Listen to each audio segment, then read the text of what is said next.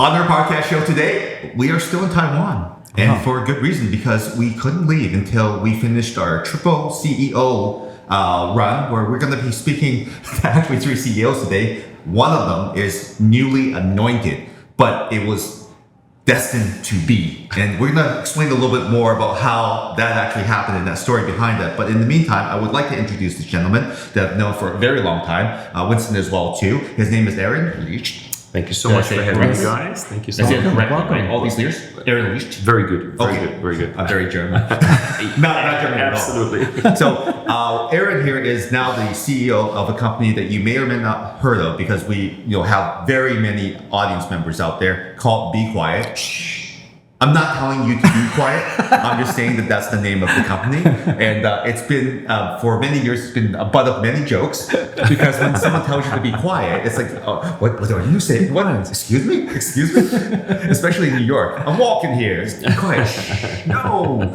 But this is a very unique company that has a very core competency, which is to make German engineering design products to almost an extreme level of precision and aesthetic.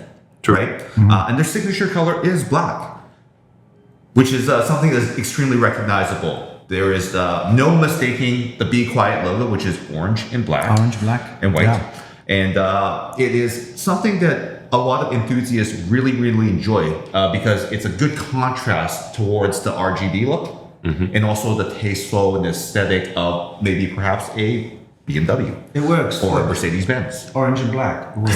See, he's demonstrating that. Yeah, it works. But the reason why his position is preordained to become the crown prince of CEO, the CEO seat of Be Quiet, is because many years ago, I met Aaron at Computex in Taipei, Taiwan.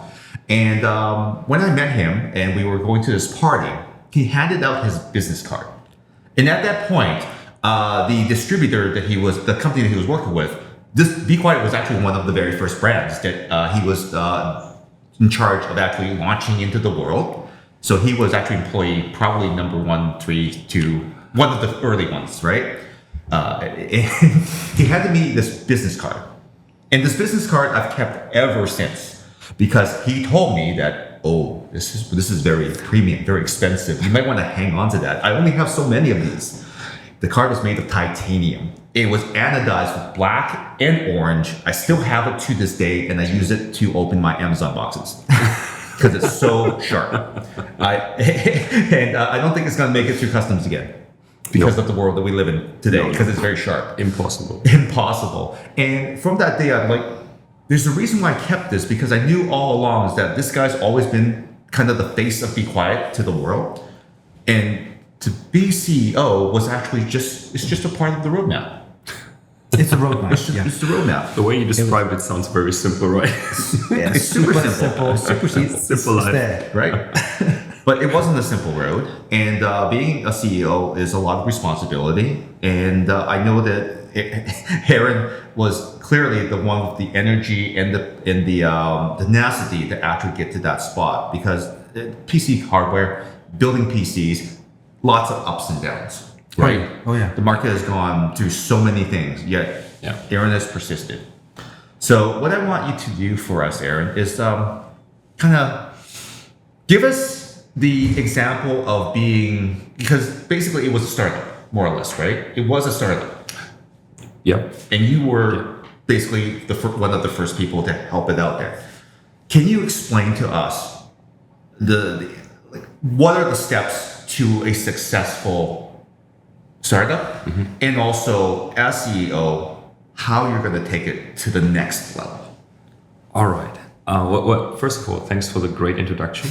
You could start any day, Be Quiet. I can clearly see that you inhaled the whole mark and the brand and everything. I love it. Thank you so much for having me, by the way. I'm really looking forward to the podcast and talking to you guys. We had some great talks already in the past days in between. Yes. So that was a long introduction, and I really want to quickly at least touch the topic with the business cards. Yes. Because when I entered the room, you told me you still have it, right? Which made me feel very honored, by the way, because I don't have it anymore. I know, it's horrible, right? Isn't it? Maybe you can share with me. I don't know. Why don't I do this? Why don't I go home?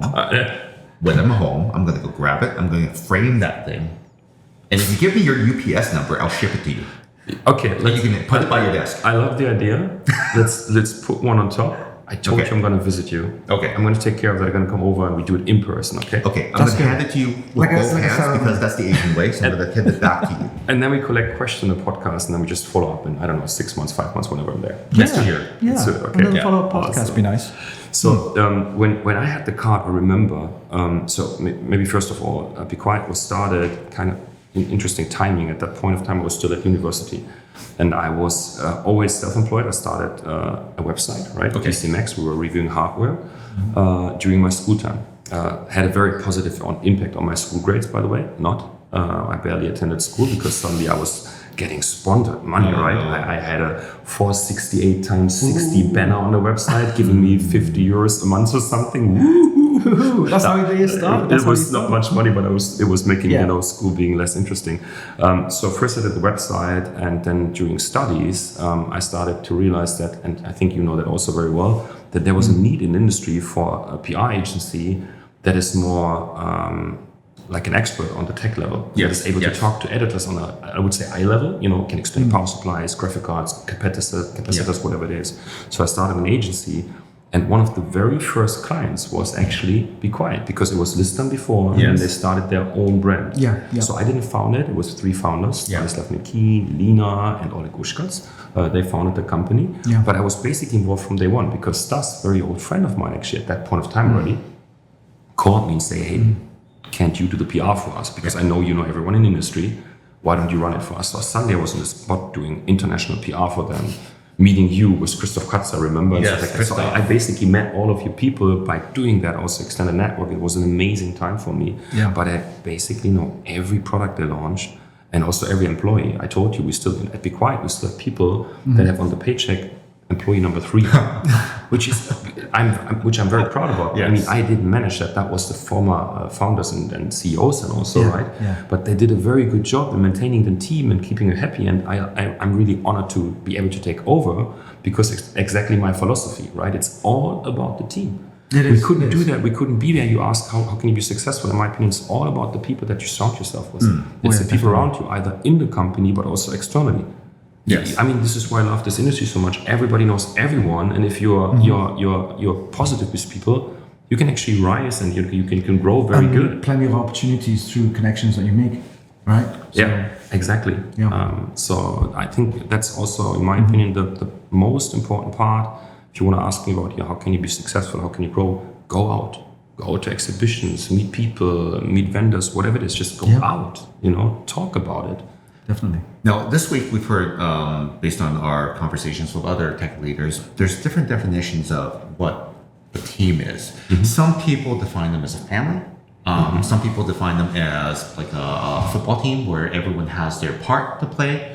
But there seems to be a differentiation in terms of expectations of performance, right? Some people say that the team must perform, everyone's on board, and we are charging towards the goal. Every one of us, if any one of us is not on the same page who wants to win, then none of us win. True. Versus a family, the definition of that is that you pick up the weakest and you try to bring him back in. So there's 2 extremes on that side. Where does Be Quiet fall in that type of thinking? It's a beautiful comparison, in my opinion. I mean, being a family man, I can see parallels. To be honest, I would separate it in a bit different way. I would say it all depends on the company size. Also, that's a very important thing, right? And the beautiful thing is, I'm in the position that I founded the PR agency, Technic PR, right, which is still existing. That Technic PR they have an office in France, in Germany. They run AMD in different regions, so it's a big client, right? But when I went to Be Quiet, I left and I handed over to business to 2 people. They were already in the company a very long time that I also know for ages. So they are the new general managers. I only own the company, but I went out. And this business, for example, I would clearly call a family business, because the people that are in this company, I know everyone for a long time. And I would never, ever allow that something happens to them. Would I do the same at Be Quiet? Yes, of course. I told you the team is very important, and I care about all of the people, and we couldn't be where we are. But in a family, can still be very, close to every single one of them. In a bigger company, you have to build in structures, and you have to build the structures with KPIs, and you have to always be aligned on the same goal. What you just said, that everybody has to know where we're going, I would say that's in both things. It's also in the family, but it's also in the big company. So what I always do at Be Quiet, and what I also did always at Taken PR, I always set the strategy. I always said, this is where we're going. This is what we want to be. This is why we do this. This is why we work so hard, because we are going to be this. Okay. And everyone needs to be on board, basically. Yes. Yeah. So, based on your journey through Be Quiet and everything, obviously you know everyone there. So sometimes you just have to have the tough conversation, right? I mean, Be Quiet is not a very multi-structured company. It's actually fairly flat, right? It's CEO, the owner, CEO, and then a few managers, regional distributors, and whatnot, right? And then your underlings directly beneath that, right? I wouldn't call it flat. It's like, because see, we have shareholders, which is very important, right? Then I got lots of trust from the owners and also from the investors, which I'm very grateful about. The advisory board, right? Exactly. I was able to build my C-level team. So we have a very good structured C-level team, which is still growing. Then we have another management level, and then we have, of course, different departments. Like one person is responsible for product management, the whole level, and then there's team members below that. Then we have product development, and then we have regional offices, right? Right. Because, for example, and I think you met him on the event on Wednesday, one of the very first things I did, I started the office in US, right? Yes. We had 2 people sitting there, but there wasn't a big focus on the region. Yes. So I got a great guy on board, Richard Hashim. He's actually one of the 5 founders of Corsair, which is our competitor, right? And I got him on board, and we started to build the whole PR strategy around him. But that's a dedicated office, right? It was an office space, a small warehouse, and their own entity, basically. Okay, so because there's so many tentacles in the business, and thank you for clarifying that. Sometimes you don't know what the structure of the business is, so that is the CEO calling all the shots, or is it like more everyone has their own thing and they modify based on the region, right? It's like chart org. I think I got the question right. So how I see that. So I think I'm a different type of manager, and maybe the reason for that is I'm first hired now. I was never hired before in my life. That was the first time. I mean, I was 40 at the time that I was first hired, right? So I have a different view on how you should work and how you should work with people, and also how you should treat people. So I see my role as a CEO to empower people. Okay. I'm not a micromanagement. I'm 1,000 miles away from micromanagement, because the people I get on board, for example, C-level people I got on board, but also people in the company, I expect them to be better than me. For example, the CFO that is on board, right? He's so good in all these number things. He's way better than me. So what happened, by the way, beautiful example, we worked together, and at one point of time, I think it's 5 months ago, I called him, said, his name is Marius, said, hey, Marius, we anyways talk every day, 2, 3, 4 times. I don't need a fancy CEO office. That's not me, having this big space, whatever. Move into my office.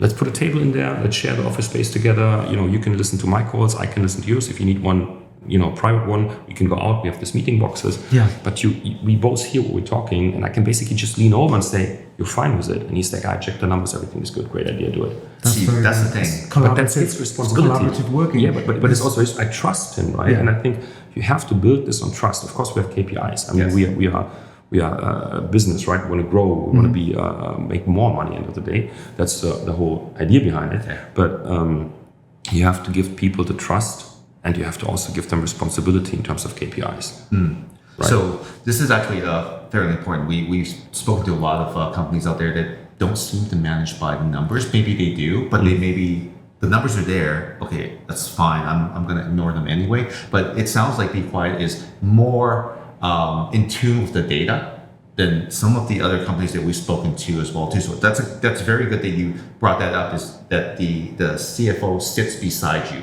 Yeah. And if you make a decision and there's a cost attached to it, you're not just throwing it out there. It's always. Yeah. It works very differently, because if you're in Asia, a lot of the Asian companies, they have a corporate structure and a corporate ladder. It's like one level management, one level employees, senior level. They never get to speak to each other, only through possibly meetings or emails. You don't go to sit down with the CEO and talk, right? It doesn't happen in Asia. But where your company is more collaborative works, it does work, because you're next door. You're like, Yeah, so the way you describe it, it's also very interesting. The way you describe it, for me, it's like how do you say that, two-sided sword? The way you describe it. So my door is always open. I don't say that, I mean it. Every 2-3 weeks, I also go through around the whole company. We have our own warehouse, right? I even go to the warehouse, I say hi to the people, I ask them what they do. That's how much time is that of investment? 2 hours maybe? Yes. But you sometimes hear things that are important for you as a CEO, because sometimes these topics that might be somewhere don't come up to you. Yeah. And you need to take care of them to be successful, right? On the other side, I'm also very, very, very picky on structures because we want to grow, we want to scale. Yeah. So if I don't follow the structures, me as a CEO, people will also not follow the structure. They look at you. And if you don't follow your own structures, they will not do it as well. So if someone comes to me and approaches me from a different department where I have, let's say, a C-level member and even a lower management below, and he's one level below this manager, I still listen to him, but then I tell him, okay, I got it, understood it. Please go to your manager. It's now on my table. I heard it, but your manager needs to take care of it, and he needs to, solve it. Yeah. Because I don't want them to, walk around. Yeah, the manager. That is because that becomes distrustful then, right? And also for the manager, think about it. You were now the manager, and you heard that he talked to me. Gives you a feel of it's uncomfortable. I feel like I've been undermined. So, and also. One day I tell you, hey, I trust you. You're a good guy. That's your KPIs. Follow them. What do you need to fulfill the KPIs? The next day you hear that I talked to a team member without having you on board. It gives you the wrong feeling. That's right. The wrong energy. So again, my office door is always open. I listen to it if I have the time, but then I forward it to the manager and say, okay, he needs to take care of it. Talk to him about it. Yeah, that helps. Yeah, definitely. Yeah, it's definitely something that we learned from the director of the show. Miss Patty Lynn, she actually mentioned that rules are there for a reason. It's like be quiet doing something that another case company that does differently, and it's not reflected well on them is a big problem. They get conflict, and then no one's happy, right? Yeah. But as long as everyone knows the structure and the rules and how things are done, everything moves very well. And if there is a conflict, they have their lawyers on site. And they'll resolve it. They'll pull everyone offline and they'll resolve it. And I think you never have to deal with that. But apparently they have the legal team here for a reason. Because it does come up. I mean, you and I, we have kids, right? I don't know about you. Step. Okay, good. So I think we all know also how it is at home, right? Yes. I love my kids. Seriously, I love all of them. I adore them. I would do anything for them. And even though it's painful for me, I have rules. Yes. Oh yeah. Especially it's the older ones are boys. Yeah. The younger one is a girl. That's tricky. Let's say that way. That's tricky. I already told my girlfriend. I think that's more your job now because she can have anything from me, which is not good. It's not good. But for the boys, and for the girl as well. I'm joking. I have rules, right? For example, it's a funny story. I was working. I have a home office where we live. I was working and I came upstairs and. It was a very stressful day, I think, for the whole family. And I heard that the boys were somewhere in the house and yelling. And then I came upstairs and I sat on the table. And then the first boy, the older one, came in the kitchen and said, hey, Papa, can I do this? And I said, yeah, it's okay, do it. And then 10 minutes later, the younger boy came and said, hey, Papa, by the way, And then the grandmother looked at me and said, what's going on? I said, what do you mean? Before you came, they were yelling around and they were not really, following the rules, but they were basically asking for things out of 3 rooms away, which is really annoying, right? Yeah. I said, yeah, I know. They did that to me as well a couple of weeks ago.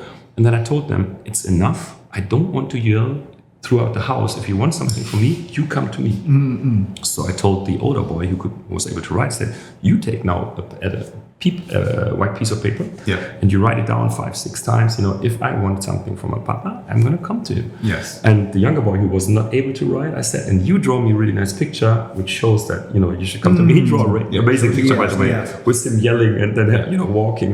And from then on, it doesn't work always.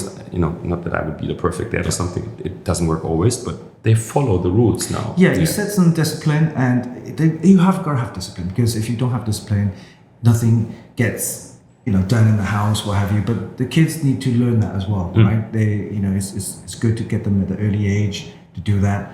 But yeah, discipline is very important. I learned that because all of a sudden I'm married, and then I became a stepdad. It was like you woke up. I was married. It came out. I was like, what? All of a sudden I'm a stepdad, and then it was a completely different world. But then when you see the growth, the potential of them learning and improving themselves, knowing that, I've done this wrong, I know I did wrong, and they learn from that, and then next time you say, that's good, because my stepson, he was 9 years old at the time. I knew him when he was like 4, but he grew up to 9, and at the time he didn't know how to ride a bike. He did not know how to ride a bike at 9 years old. I knew at that time, if you're going up there with the other kids, and the other kids see that you can't ride a bike, he's going to get picked on for sure. True. So I took time to teach him how to ride a bike. Right, he was all over the place. Yeah, he still had the quad wheels and things like that, and he was crying, he was falling. He's not my son, but I treat him like a son. Yeah, right? you took care. I took care of him. When that day when he could ride just on 2 wheels, it was the proudest moment I ever had, because he learned it. He fell. He really grinded, but he learned it, and then from that day onwards, he knew that I got the respect that deserved. You know what I'm saying? So it is. You know what's beautiful about that? He will never forget. Yes. And you also will never forget. That's right. It's that moment. See the way you're talking? See the way you describe it? Even worse. It was emotional. You will always keep it. That's right. Always. It's good. Even worse, he did not know how to use a chopstick. Yeah. He's Chinese. He did not know how to use a chopstick. He had a fork in his hand. He was holding the fork like that. And he went to a family dinner with his grandma and granddad. Grandma's kind of, how come you can't still hold the chopstick? You're 9 years old. Then do you know what I had to do? You teach them. 2 bowls, one empty, 1 bowl full of M&Ms. Use chopstick. Practice every day. Yeah. 20 M&Ms like that. Yeah. Now he knows how to hold a chopstick. Beautiful. Right, and we go to the dinner. Yeah. And and the grandparents. Beautiful. But again, it's those moments, right? And do you take some of that kind of I don't know, that thing into the company where you see youngsters growing up and employees trying to nurture them, right? I would say there's different scenarios in the company where you, as the CEO, either do that yourself or you set the tone. So the way I see Be Quiet, and by the way, I said it at the beginning, I'm seriously very honored, because the brand has such an amazing potential. When I joined the company, we can talk about it later, maybe the reasons why I did it, but the company has such an amazing potential, right? It's such a brand reputation. We are market leader in Germany, in many regions in Europe, for every category. Cases, power supplies, cooling. But as I said, in America, we're kind of the underdog. So the potential always motivates me very much. But at the same time, I know I also have to restructure sometimes, right? You have to set tones. You have to tell them how you want the company to develop, how they want you to treat people. So one very good example that proves or shows how the spirit of the company is my opinion, product manager that became a product manager in the company, but he started after sales. So he joined, very ambitious person, and he started in after sales. He did a very good job. And then he approached us and said, hey guys, and it wasn't my direct approach because there were other people responsible, even though after sales is under me. He said, I would really want to jump into marketing. Guess what? Marketing is also my department. So I told the CMO, he came to me and said, what do you think about it? I said, by the way, that's my first question. I said, what do you think about it? Because if you say, what do you think first, you're responsible, right? So that's I was right. like, what do you think? He said, well, I like the idea. I could really, really use him on my team. He's an expert. He knows exactly what to say about the products. I would love to do it. I said, well, if you want to do it, I trust you. Go for it. So he got in marketing. And then I don't know, I have to look it up 6 months later, 5 months later, I don't know exactly anymore. Oleg, who is actually one of the founders, and he's basically, for every product you see at the booth, it's his responsibility. He is doing every product. Genius, good guy. I'm very happy to have him on board. Really great guy. He came to me and said, Marco came to me. He wants to switch out of marketing to my department. Did you hear that? I said, I have to talk to Ole, who's the CMO, right? So I brought both of them and said, hey guys, that's the situation. I know that you like him a lot in your team, Ole, marketing, right? But I also know that Oleg has a need basically for that category and also likes him. So is there a way that we can bring this together? Because the way I see the situation, if we don't enable, there we are again at enabling. If we don't enable Marco to do that step together with us, with Be Quiet, he will be unhappy. And my philosophy is people need to be happy in what they're doing. You are only successful, just like you guys, if you do what you like. So I said, we have to enable Marco to grow and do that in our company, even though it's a second switch. Otherwise, we will lose a good guy. Yeah, you So we had the agreement that first Ole starts to search for a new person, because otherwise there will be work on the table that no one does. Yes. The moment we have this person, Marco can switch. And then they communicated. Now Marco is doing cases for us. And if you go down on the exhibition and you look at the light base, Yes. the 900, the 600, I went into, for the first time ever, by the way, I went into videos to present them to influencers, because for me, this is the major launch of Computex. Right. And that's his first project. Yes. He did a hell of a job. That's good. The case is amazing. It's the first showcase that we have. Yeah. A glass front, a glass side panel. You can see your heart in a really beautiful That's way. very new for you, isn't it? It's completely lighted up, more RGB around it, so a bit more, more fancy, a bit more modern. But I have to say, maybe something for us being a bit older. I know you're still 35. I know that. But, I am. Seriously. We have that topic for later as well. Yes. The beautiful thing is you can invert the case like in 2 minutes. Normally you have to, take the main portrait out and stuff like that. For us, you can just change the feed and you can put it on the right side, left side of the setup on your desk, or you can put it horizontal. And it looks like an old PC or like a those desktop, like flat like desktop. hi-fi rack or some server rack, but it's still lighted and the glass on top. Trust me, it looks amazing. I'm not saying that because I love the brand. Of course, I love Be Quiet. Of course. But the product looks amazing, and that's his first project. And think about the journey. Yes. After sales, marketing, product management. If we wouldn't have done that, we would have missed out on a product. Yeah. Yeah, that's true. And all we did, we enabled him. That was all. Yeah, that And is. after speaking to Mark, obviously you have these conversations with him because now he's moved up, because now you're closer to him. Do you feel in every way that he built the product that he would have wanted himself? That's a good question. So you said before you have the feeling that Be Quiet is more data driven. I wouldn't disagree. I would agree. I personally love data. For me, it's all about databases, efficiency, business data. I love that topic.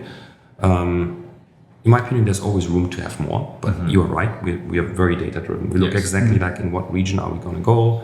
What does the target group need? What do competitors sell? What are comparable products? Where are we going in? What's the volume behind it? Yeah. So we are very driven on numbers, which is a personal thing for me. You can discuss everything with me. I'm open for any discussion. Yeah. As long as you can prove with numbers. Yes. Everything else doesn't make sense. He's a numbers guy. That's good, because it's everything. If you just start to discuss emotional, it's gonna be, for such a huge company. Yes. It's gonna be difficult. So it needs to be number driven. So of course Marco also checks numbers, but in the field and for the needs that we wanted to fulfill, having a showcase, I think that's a showcase he would buy. No, I don't think. I know that's the showcase he personally would buy and build for himself. Yes. We've spoken to some of the innovators in the industry, also your competitor, and their philosophy is that everyone on the team dreams, and if those dreams don't become executable in some way, then the dream dies. So we always have to have something that we strive for, as well as the products that you make profit from, right? So it's good. That's a tricky one. It's a tricky balance, one. right? Yeah, you gotta have the right balance. You have to have the balance, and you have to have dreams. I agree. Is the company responsible to fulfill all dreams together with you? That's challenging, because end of the day, we all have a role and we all need to focus. Let me give you one example. You are now a new product manager for cooling. Okay. Right? Congrats. And you have great. Thanks. So you're going to join Monday, by the way. That's my salary. 9 a.m. in the office. So you're focused on cooling products. Yeah. But at the same time, you have a dream about this really amazing case. Your role is to be focused on cooling, because that's what your role is, right? Should we talk about the case? Yes, I agree. Should you bring it up to your colleague? And you should be in close contact anyways, because it's your colleague, right? And say, hey, dude, I have this really amazing idea, the case, You should do that. Might it not come to reality? Maybe. On the other side, you just said you have to strive, you have dreams, right? And I agree on that. Depending on how much you want it, how much of a dream it is for you, you will not talk once, you will talk several times, right? So in my opinion, if you talk several times to the product manager and say, you need to check it out, you need to check it out, you need to check it out, you can make it happen. So it's like advertising, right? Frequency. You have to fight for it, just like your podcast, right? I mean, I told you I listened to the podcast where you were explaining how to become, a number 1% podcast in this world. And now we are the flagship podcast of Computex Taipei. Even Patty Lin endorsed us, who is the director of the show. Thank you. Thank you so much. So what you said is, most of the podcasts, I'm not sure what the number anymore, but I think most of the podcasts don't live longer than 3 episodes. And then the magical number, I think, was 19 or 20. I think you said 21. You watched this. Thank you. Yes, of course. I told you I watched it. So I think that's, by the way, I think that's also my job. If I join a show, I should get informed what it's about and watch something. So so I watched that, and so it's all about being consistent. Yes. Right? You can't do something once and you will be successful. You have to keep it up. Yes. And sometimes it takes 20 episodes. Yeah. Sometimes it's 200. You never know. But if this is your dream, you have to fight for it and keep on going. Yeah. You have to find a way to be efficient and also with the data driven for the number of hours. Right. Is it worth it? Can we go to this show? What are the numbers? Are we going to be able to pay ourselves? Yeah. Can we eat product? No, we cannot. We need dollars. So we have to figure out a way to make that all work, right? Yeah. So, and also the relationships that we have also are very helpful because a lot of, I know that a lot of creators out there are very, they don't realize, like you're very good at this, is the social aspect is actually very, very important, but they lack that social aspect, and therefore if they don't have that, their dream dies, or they partner with someone who does have that. That's a very good point, by the way. That's what I said, surround yourself with people. What I always do and try to do is I surround myself with people that are better at things. Better at things that I'm not good at. I have zero, I don't know, in Germany it's somehow weird, it's a topic, being not greedy. How do you say that? If someone, for example, buys an amazing Lamborghini, they don't jealous. Jealous. Or they don't grant it to him. Yeah. So I have that zero in me. You could have parked 5 Lamborghinis in front of the door and then start your podcast. I would say, dude, I love everything about them. Great colors. Can I sit in them? I would be a fan of it. I wouldn't care, right? Sometimes I have the feeling that people don't really grant that to people, and the compliments and that's blocking also sometimes people because they say, I don't want to hire that guy because he's way better than me in this and this, and that's so wrong, right? You should get people in there that could also replace you, and let's talk open about that as well. Yes. I'm the CEO. Would I stop hiring someone just because I think he could one day replace me? No. I would fight for him. I would fight for him to get on board, because the more the company is able to replace me, the better the company will run long term. Yeah, That's so important. Yeah. it drives it further. Yeah. And sometimes you see people trying to actually build walls, right, so that they are not replaceable or whatever. I think that's a completely wrong approach. You need to have people around you. What you just said. Let's say you're not able to socialize, go out events. Get someone on board. Yeah. Get a person on board that is really good at it and let him do it, and then also not be jealous if he's in all the shows or videos, whatever. It's not your thing. Do what you're good at. Do what you're passionate at. Right? So do you think this is this defining factor? And we know we've talked to a lot of different brands over the years and leaders in those organizations. You're right. There's a lot of companies, there's a lot of people that silo themselves so that they cannot be easily pushed out of their place. And a lot of these companies that have leadership, they are very afraid of hiring someone that either could replace them or is much, much better at a certain skill set than they are. Yeah. But in reality, by having these people on board, it makes both of you better, because that person may actually lack a skill set that they may have not told you that they lack. And together you are better as a whole. Yeah. Right? I agree. You learn from each other, and you should be open to learn from each other. It's such a shame that we still have companies that have this sort of silo effect, right? And it's just not right. But I'm glad that you opened up on that, because I was, it's, until you outright say it, no one understands that part. Yeah, and what you'll find is in a lot of the Chinese companies or Taiwanese companies is that they're afraid to voice their concerns. Yeah. Because again, it's like management level never speaks to the employees. Okay. You get that. I experienced it when I was working in Hong Kong. I know that Hong Kong and Taiwan very similar. When I was working there, I was regularly speaking to the CEO because I was a VIP support guy. So the VIP support included the president, whatever, director, and And then we have the C-level management, and they're constantly going, "Hey, Winston, blah blah blah blah," and I speak to them all the time. But and then all these local employees from Hong Kong, they're really afraid to speak to that management level for some reason. I don't know why. It's just maybe it's a culture thing that the Chinese bosses are different. But once you break the ice, it's so much easier, and it's all about communication. When I have a team under me, and I say to look, you guys, if you want to say anything, just communicate, because without communication, it doesn't happen, right? And even if it's something that they want to speak to the C-level management, you can go through me and no problem. Yeah. But they're always afraid of. But you need to nurture that culture and say, look, don't be afraid. If you got something, voice it, right? Because if you don't voice it, it's going to be causing problems. It's interesting what you're saying, because first of all, I value people speaking openly to me a lot. What do I win if someone comes into my office and says, Aaron, you're the best guy, you're doing such a great job, everything is nice, I love everything. If it's the truth, right, let's talk about it, let's give ourselves energy and push ourselves, right? By also looking back and saying that was good. That's important, right? But if you only talk positive, even though there is something negative maybe, that's nothing of worse for me. I need to hear if there's something going on, but at the same time, because it's beautiful that you brought it in one sentence, it's all about communication. What I mean with that, it's about the way how you communicate. Yes. So of course there is a difference between, let's say, high up management or maybe even the CEO in an Asian company or wherever, and then maybe low level somewhere, whatever.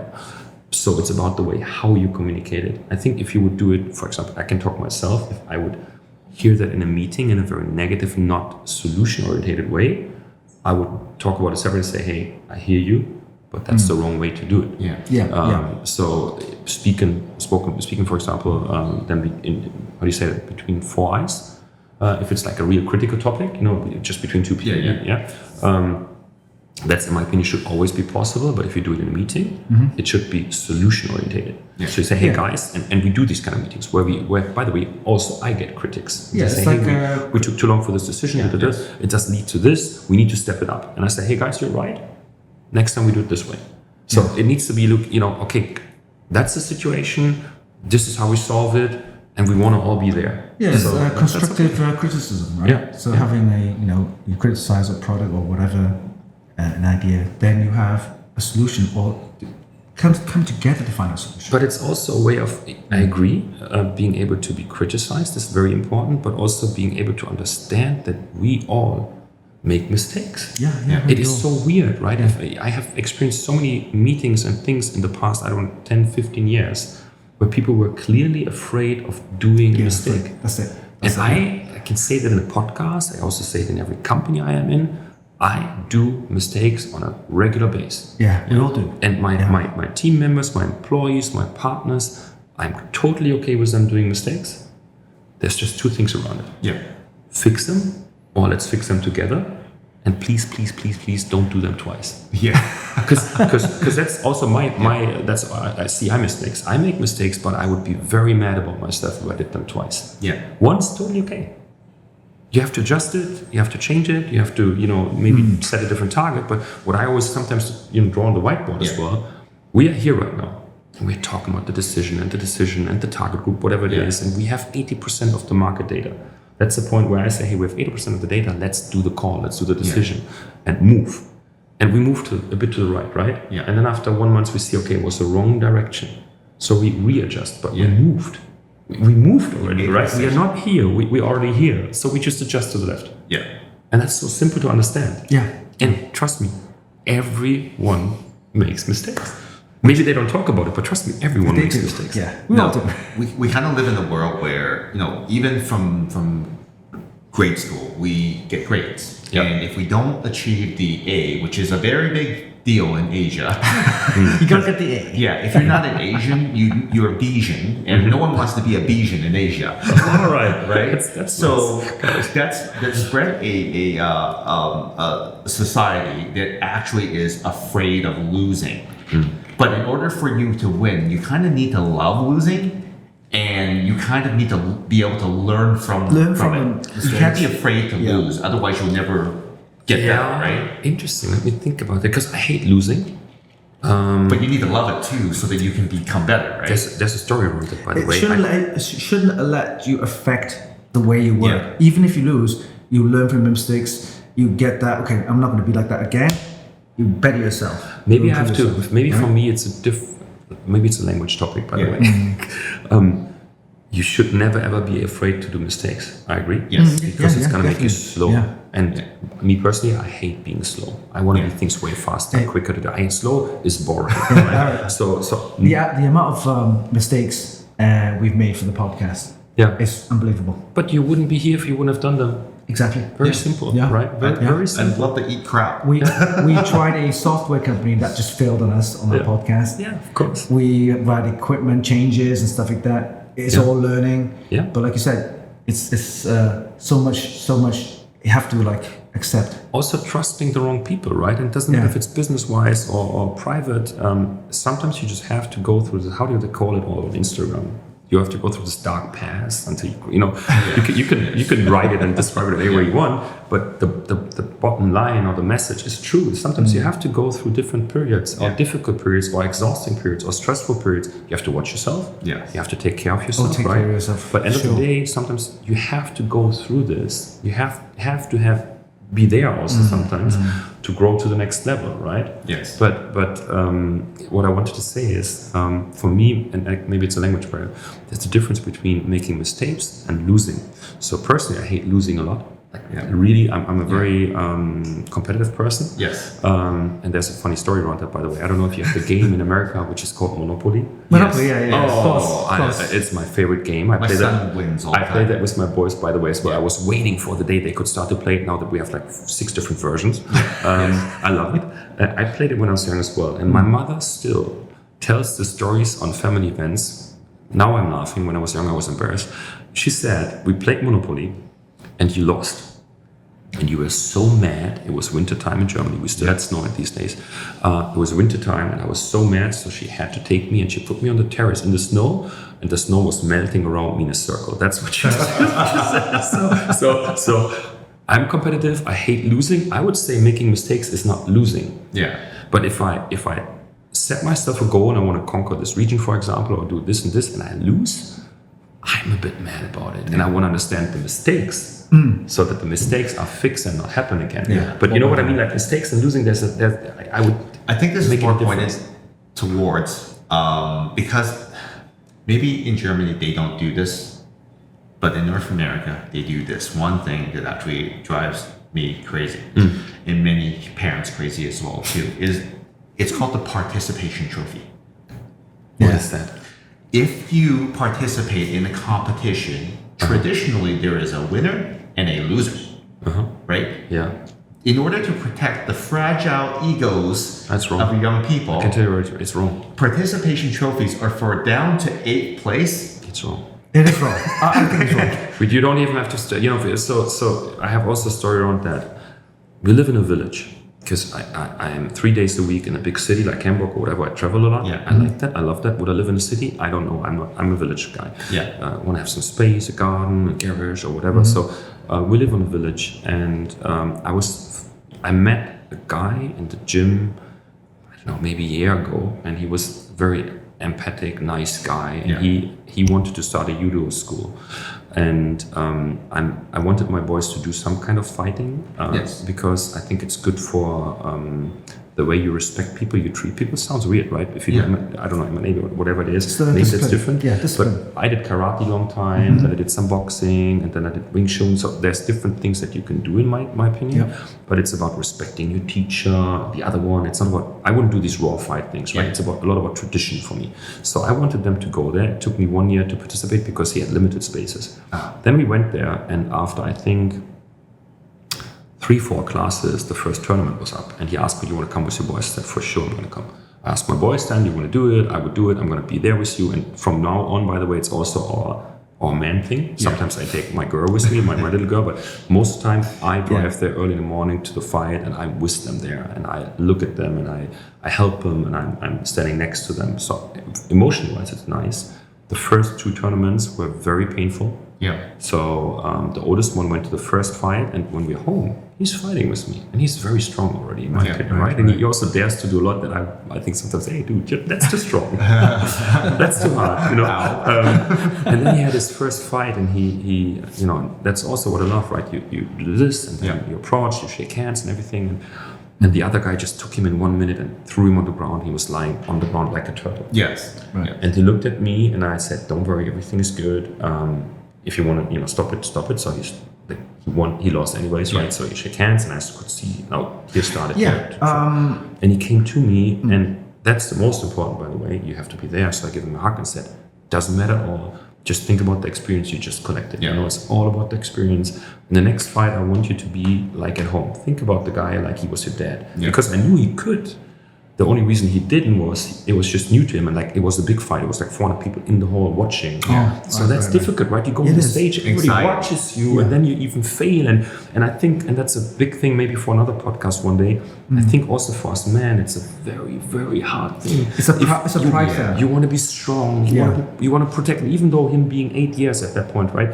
They already have that in themselves. They want to be strong. They want to be looked. They want to be protective. And then he's on the ground, and he got beaten, basically. It's a very, very difficult thing for men. Maybe for women as well. I don't want to make it a woman-man topic, but I can just see it with the boys that it's something in them, right? So I hugged him, I dried off his tears and said, "Don't worry about it, everything is good." He was a bit mad. He also hit me and said, "Why did we do this?" I said, "Come down, let's eat something, let's talk about it." And for the next fight, I told him, think about this guy like it was me. Don't think about the other people, just do your thing. I know you can grab him and you can throw him on the ground and hold him. And the next fight, I'm not joking, he didn't win, of course, that would be too ambitious, but he did way better. And now he's looking forward to it, and he got confidence. Exactly, he grew confidence. Would he have gotten the confidence? He would have got some kind of prize. Yes, maybe, but it sends the wrong signal. This is not how the world is. And at the end of the day, we as fathers, right, we want to get our children prepared for the world. In the world, it doesn't happen. Nobody tells you, "Oh, the real world you did the third place. You did a good job. I love it." No, you didn't do the first place. No, there's no 8th place trophy. Exactly. You're the number one. Exactly. The real world is harsh. I was not ambitious. I performed badly. I didn't sell enough numbers in my company. I lost my job. Whatever. Yeah, probably there's a reason why. So you have to, if you want to have something, you have to fight for it. You have to grow. You have to push it. Yeah, definitely. And losing is a part of it. Losing, even though we all hate it.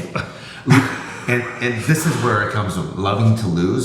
A lot of people no longer know how to lose because they're so focused on this. And the whole participation trophy thing is really ruining the ability for people to process those emotions. Right?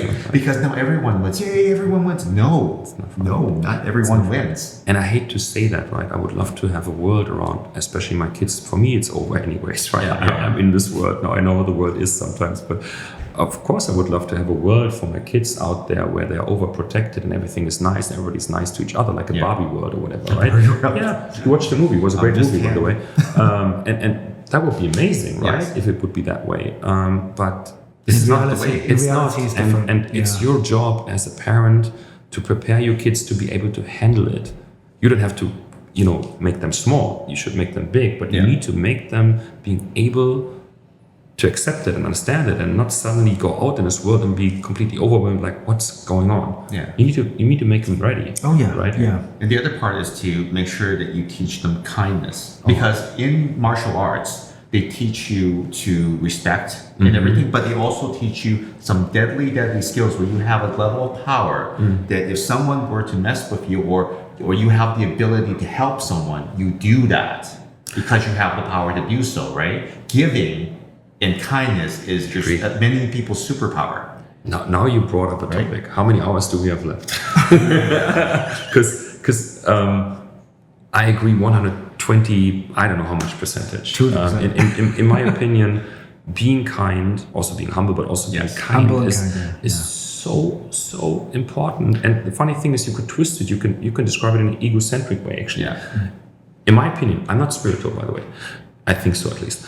In my opinion, the kinder you are to your environment, the more kindness you get back. And I wouldn't even say I think it is that way. I'm 100% sure it is. Yeah. Some people believe in karma. Yeah, you could call it karma, but for me, it's an easy thing, right? Just treat everyone the way you want to be treated. Oh, yeah. That is sometimes challenging. Yes. Trust me, you know that, right?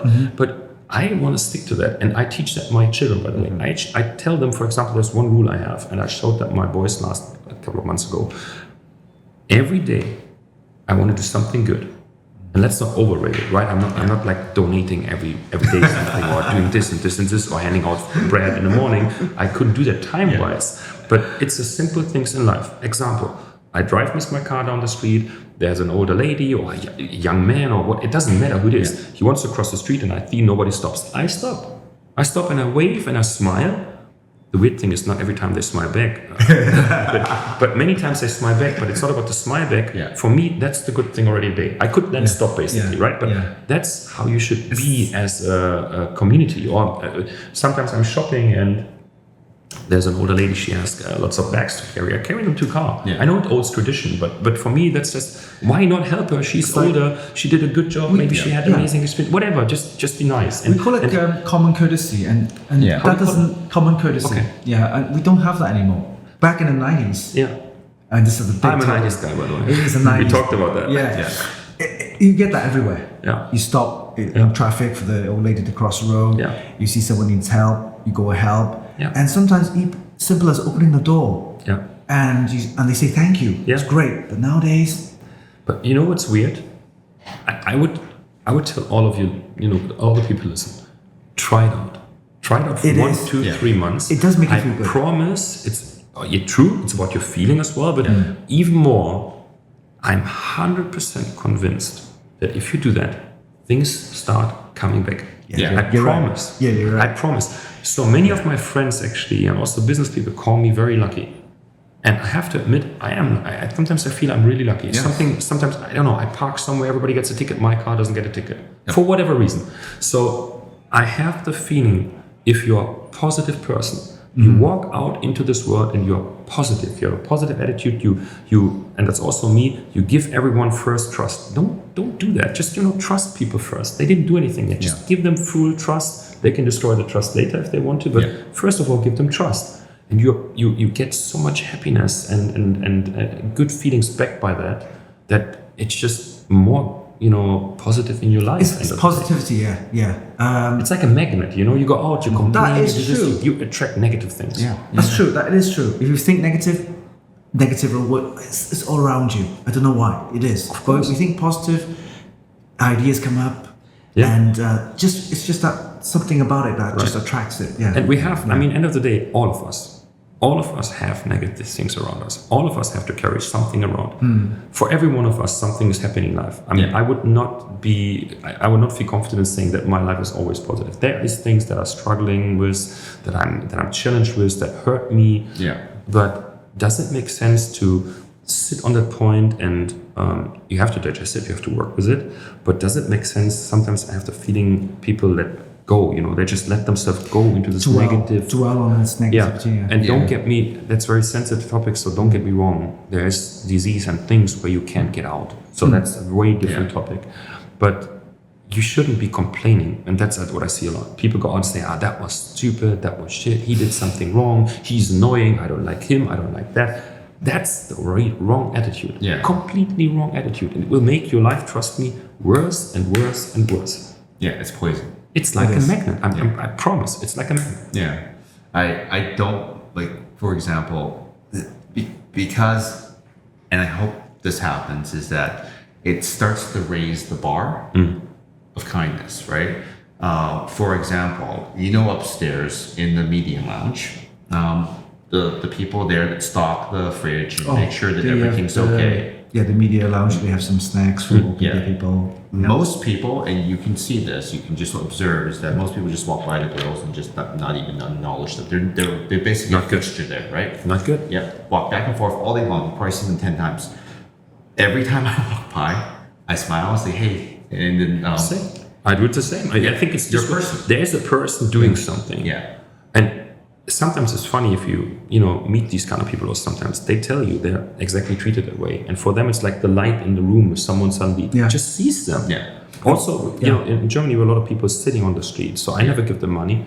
I always buy something, and I give it to them. And the most important thing, I talked to one a bit longer. He said, the food is great or some money is great, but the most important thing is for him if someone looks him in his eyes and says, "Hey, how are you doing?" Because then he feels like a human again. It feels human. A lot of them don't even treat them like humans. A good example would be I'm going to work every day in Hong Kong now. There's they have Pret de Mange. They're Pret, they call it Pret. It's like coffee shops, stuff like that. I go there every day, buy my coffee, and the Hong Kongers, so they're always busy. They grab their coffee, they grab their coffee, they go. I go in there, get my coffee, I say thank you, and every day I say to them, "Oh, thank you," and one day, every other month, they give you, "Oh, this is on the house. This is it's free for you." Wow! Because I make conversation. I look at them and say thank you because they're, you give them their could time. be having a bad day. You give them their time. But it makes a difference because then when you smile to them, and say, "Hey, thank you." It brightens up the day. Yeah, there's a very good movie about that, by the way. I forgot the name.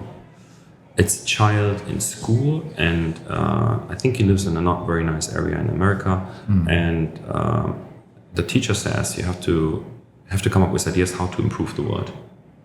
And he comes up with this idea and says you should do 3 good things in your life to other people. And if everybody in the world would do 3 good things, the world would be amazing. It would come back to everyone, right? It would be taking care of everyone. And the horrible thing is, I barely cry in movies, but I had a small tear in my eye. The boy, I'm spoiling the movie now, I'm sorry about that, but the boy comes up with this idea and also starts to execute.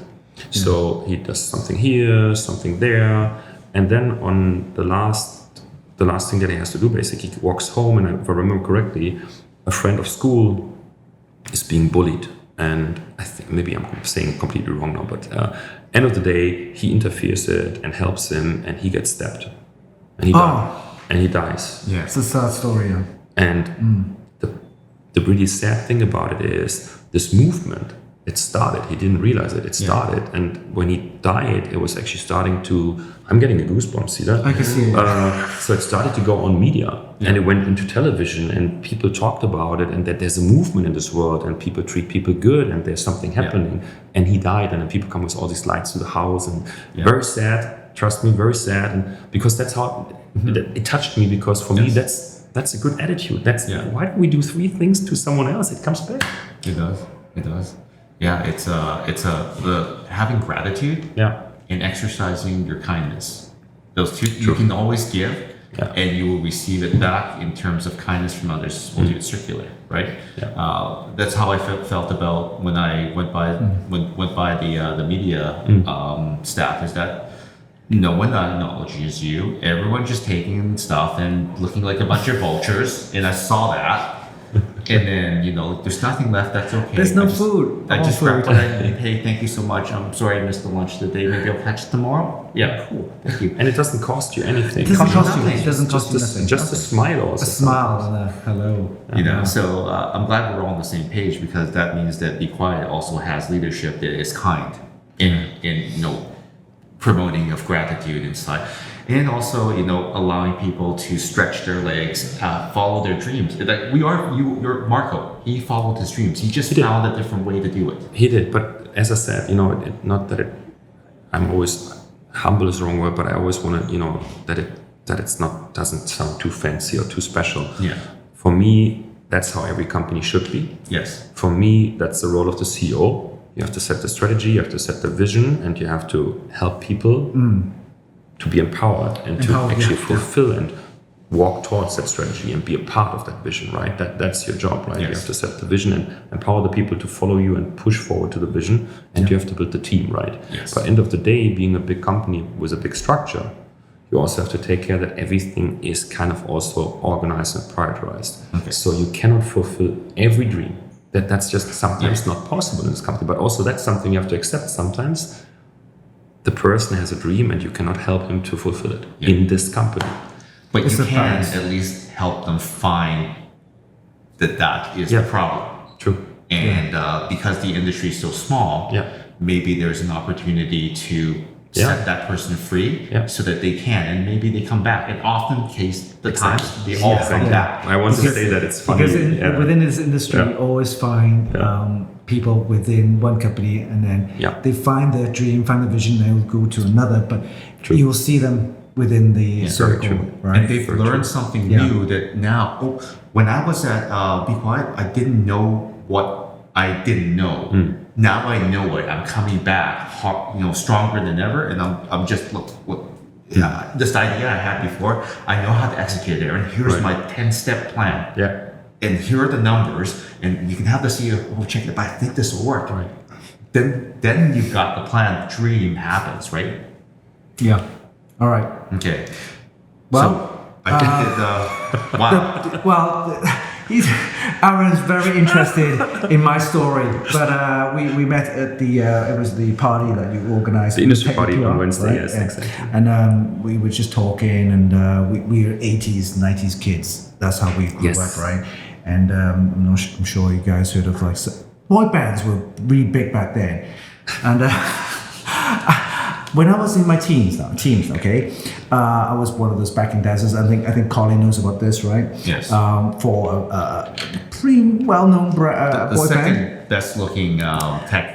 Boyzone, right? Yeah. So, and then he was taking the fun out of me, but it's funny. But I showed him the pictures, and you go, "Whoa!" And he said, "Aaron, the 80s and 90s was the best." Wait a second, but you have to say how it started, right? It started because I didn't believe your age. That's how it started. Yeah. And then we came to Boyzone, but it started by me not believing your age. That's right. He looks way younger than he is. Trust me. He showed me his ID. I didn't believe him. Put this way, he said it was 35. 35 was good, but there you go. That's it's high five. Yeah.